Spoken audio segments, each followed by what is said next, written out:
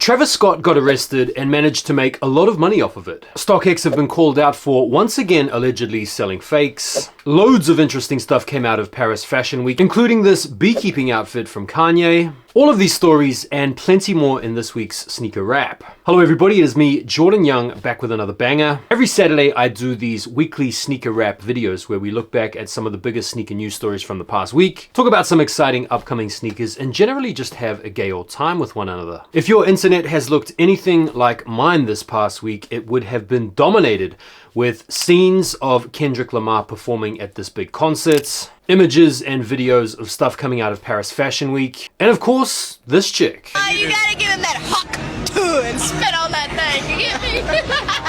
Let's kick this week's episode off by looking back at this week's biggest sneaker releases. First of all, we had the Artifact Nike Dunk Low, the Genesis Void release, which was very limited, very exclusive. These are reselling for crazy money at the moment. Also had the Amélion d'Or New Balance 1000 in the all-white colorway. The release of the week, no doubt these, the Nina Chanel Abney Air Jordan 3s. I've also seen some rumors that these were also very limited and have also gone on to command some pretty big money in the resale market. And then we also had the release of the Nike Air Max 1 collaboration with Huff Skateboards. There were 3 colorways. The green pair has been the most widely available and is in fact still sitting, I think, pretty much in a full-size run on the Nike Sneakers app. The orange pair was limited to boutiques only, and I think the pink pair was the most limited of them all. Also had the Jordan 1 High 85 Metallic Burgundy, which is a beautiful looking shoe, but I think a lot of people were put off by the high price points at 185 pounds or close to 200 bucks. This is one of those shoes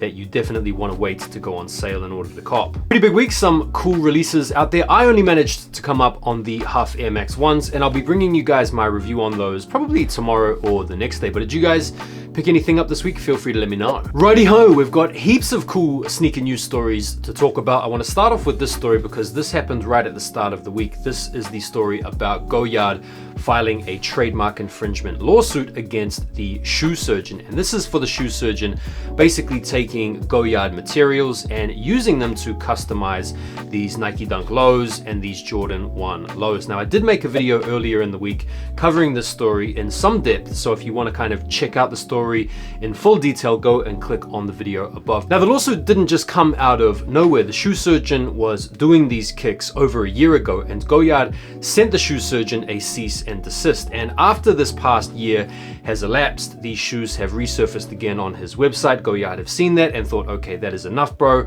We're gonna have you in court. Goyard are seeking financial compensation for damages up to $2 million per trademark infringed. They also want the shoe surgeon to send them all of the sneakers that he has produced so that they can destroy them, and they want him to obviously stop selling these moving forward. Now, there is a little bit of debate out there as to whether or not shoe surgeon is within his rights according to doctrines like fair use and the first sale doctrine. But the reality is, when it comes to commercial ventures like the type that the shoe surgeon is engaged in, unless you get a license or the express permission of the brand that you're using, these types of things are not legal. And so he could well come under fire for this and end up having to pay Goyard a lot of money, because these guys are not the types to mess around. Right, let's talk about this story about Travis Scott. He was arrested on Thursday morning in Miami Beach. The charges include trespass after warning, as well as disorderly intoxication. The story is apparently the bro was just drunk and he was yelling at some people on a yacht or something like that.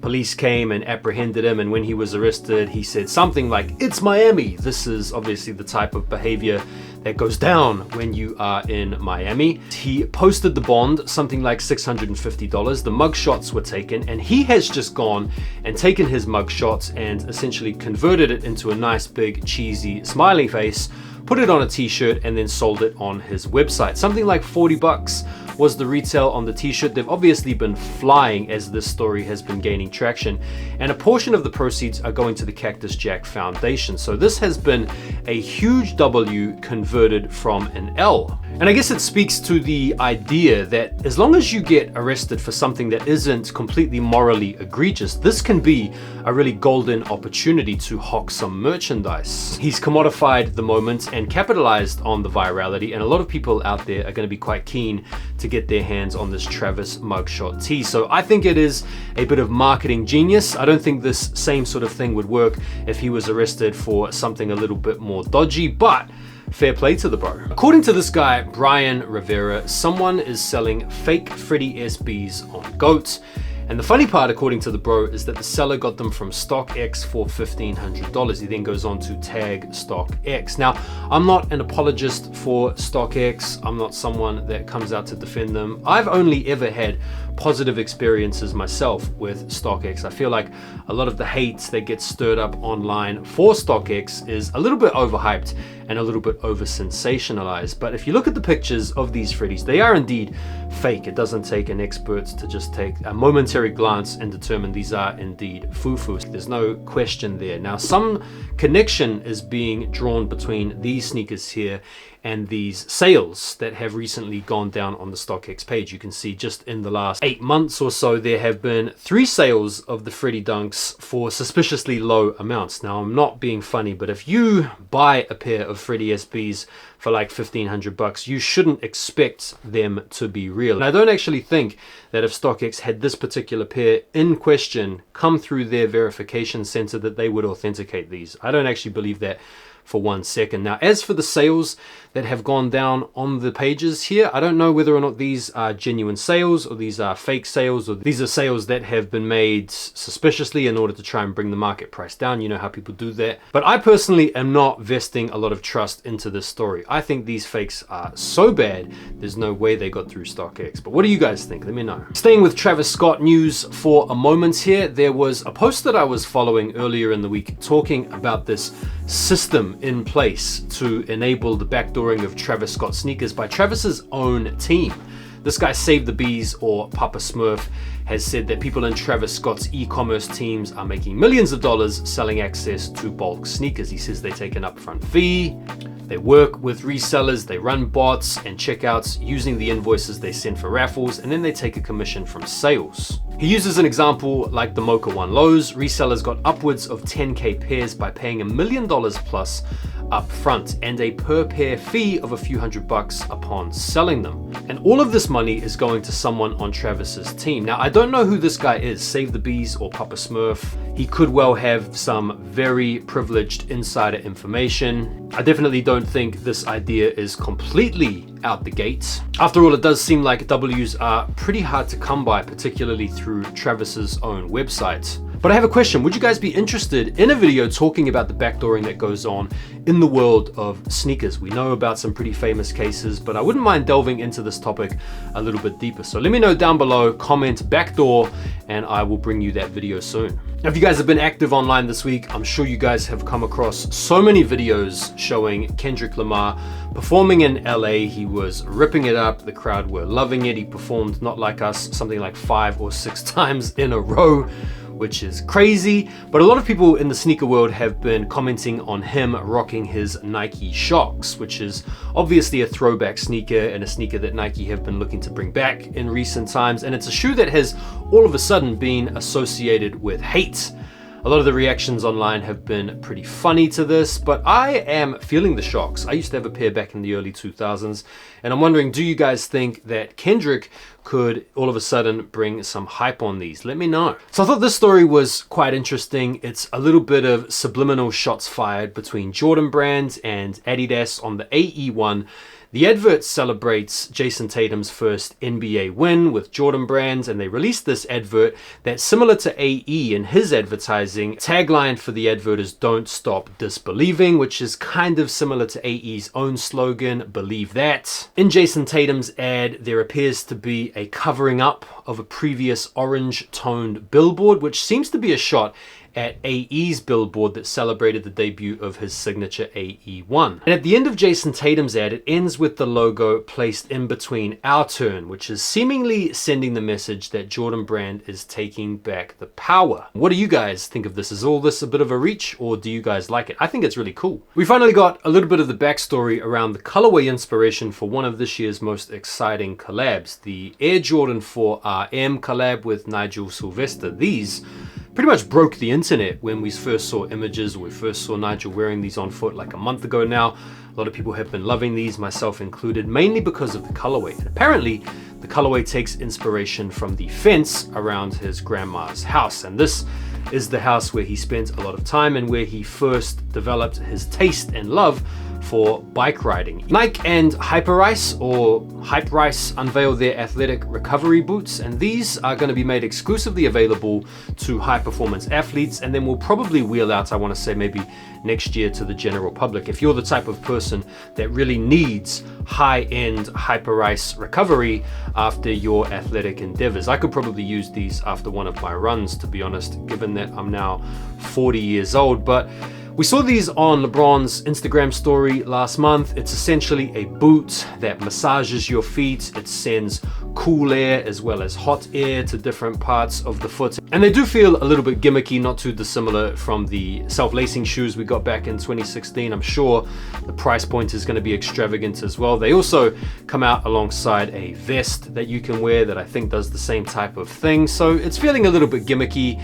but hey. All right, let's talk about some exciting new sneakers. We're going to talk about Paris Fashion Week in a bit, but I want to start off with this. The Nike Sneakers app this week set up a showcase to show off some exciting sneakers that are still yet to come this year as well as next year. And first up, we have the Nike Air Flightposite in the metallic gold. You guys might remember this sneaker from the original Spider-Man movie where they were worn by the Green Goblin. These are set to come out later on this year for something like $240. Not to be outdone, the Nike Air Foamposite Galaxies were shared, putting to bed all rumors as to whether or not these are actually coming out. 2025 is the release date for these. These are going to be a must cop for a lot of old nostalgic sneakerheads, myself included. I always wanted a pair of the Galaxies, to be fair. The Nike Air Zoom Spiridon OGs. Nike Dunk Low Berlins. These look kind of cool. The Nike Godome PRM Black. Air Force One Vanta Blacks. Air Force One Paris. The Air Force One Escapes.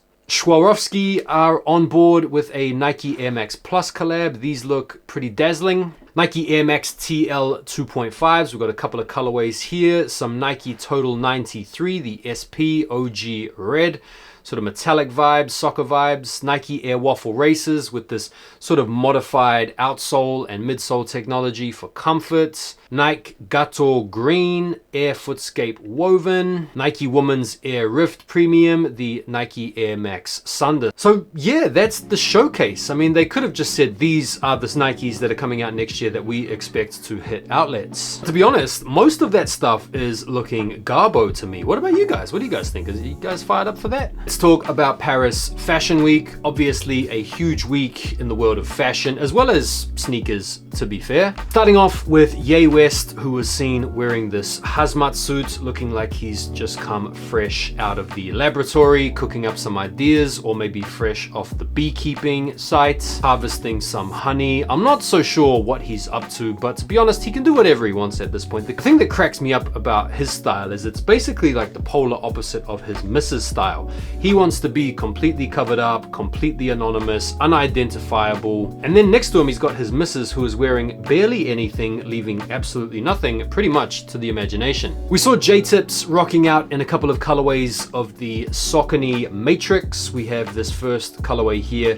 which features a sort of blood red or burgundy color mixed off against some tan and green on the upper. These look pretty nice. Also had another colorway of the same shoe as well, featuring a little bit more of a recognizable color palette from J-Tips, similar to his first collab here, which I still think is such a dope sneaker. Pharrell also had a really good show with LV, and he also showed off his upcoming collaboration with Adidas on the Virginia Superstars, which look kind of cool. Here he can be seen wearing the black pair, and these look kind of cool, if not a little bit boring. I mean, maybe the oversized ones could work because Balenciaga have had a lot of success with the oversized sneakers, so maybe there could be something in that. But other than that, these seem a little bit boring to me. What do you guys think? Last week we spoke about NIGO's Nike collab on the Air Force 3 High, and this week during the Kenzo show we saw him wearing an Air Force 3 Low. Now I don't know what it is about NIGO, but every time I see him, particularly wearing shorts and sneakers, I always think this guy has got a pair of shoes that are way too big for him. Like, I mean, is it just me or does it seem like his feet are disproportionately sized to the rest of his body? Almost looks like he's wearing his big brother's shoes. I do like these though. I think the Air Force 3 is a slept on model. It's an underappreciated model, both the low and the high. A lot of people out there, myself included, don't even have a pair of Air Force 3s, and this color blocking is really exciting. These are expected to drop in the fall of 2024, so not too long to wait. I'm feeling these. What do you guys think? And we also saw a prototype for Kids of Immigrants' collab with Nike on the Air Max Thunder. These feature a slightly modified sort of grid-like pattern on the upper, which may or may not go down well with you. Some people have trashed these for looking a little bit like a construction boot. I think some of the fashion MFs or some of the streetwear heads out there will probably love these. I think the Thunder could be one of the sneakers that Nike might have a little bit of success with moving forward. And finally, from Paris Fashion Week, we saw some more ASAP Rocky Pumas. One of the most exciting sneakers that has gotten a lot of people talking is this 3D printed Mostro Puma, which look pretty similar to what a lot of other big players in the 3D sneaker space are doing, but these definitely got a lot of people's attention. Then we've got his other signature sneaker that he recently debuted as part of his whole motor racing campaign, and then this other pair that I actually used to have a pair of these, man. I can't remember what these are called, but they're pretty crazy. What do you guys think of ASAP Rocky's Pumas? Let me know. Action Bronson has teased a first look at his New Balance Minimus, which is a trail collaboration, and here we've got some images of this trail shoe, which is a little bit obscured from this picture, but you kind of get the vibe. These look a little bit like the Mezul Azur 1906R that may or may not have even released recently. Got the exposed stitching as well as the mesh action with the honeycomb underlay. They look pretty cool, man. I think he's definitely one of the most successful collaborative partners right now out there. What do you guys think of these? All right, let's finish off this week's episode by talking about some of the biggest sneakers upcoming this week you guys might want to keep your eyes out for. On the 24th,